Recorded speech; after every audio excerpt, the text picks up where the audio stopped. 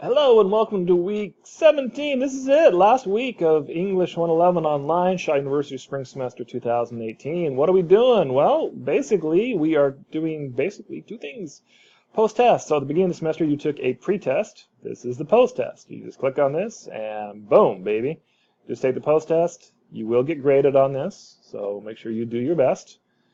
And then you get to turn in your final draft of paper 3. We've been over this before. What you need to do, again, as a quick review, you click here to upload it. And then if you want to see how it's graded, you click here to look at the rubric.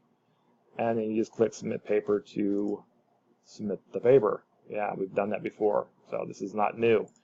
Okay, so what's the big deal about this week? Well, it's actually kind of sad. Because this is it, man. This is it for the semester.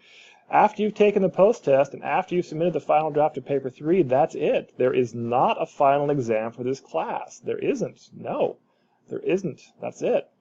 And again, please note, no work will be accepted after May 4th because that is the Friday. That's the last day we're doing something. So no final for this class. Paper 3 is the final draft. It is the assessment tool. It's the big thing that we do for this class to see if you've mastered the concepts. And there's a post-test, but that's all done here in this final week. So again, this last week, take the post-test, do your best, upload the final draft of your paper. Both of these are due by May 4th. And then you are done. You have finished English 111 online. So once these are graded, you should be able to go into your grades and see what you earned in the class. If you have any questions on things, please email me. I hope you've had a good semester. I hope you've learned stuff. I hope that research papers aren't nearly as scary as they've been in the past. If you just break them down into small steps and take it one step at a time, it's not too bad. And hopefully you'll be able to use these concepts of research to broaden your horizons, be able to get a better understanding of the world around you so you can be a good, positive force to make the world a better place. Okay, one little sappy thing I usually try to tell everyone the last day of class.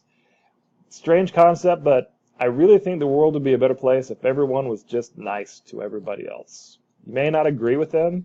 You may not, agree with their politics, their religion, or any number of things, but that's no reason not to be nice to them. So let's just be nice to everybody, okay? Just be nice to everybody. The world would be a better place for that.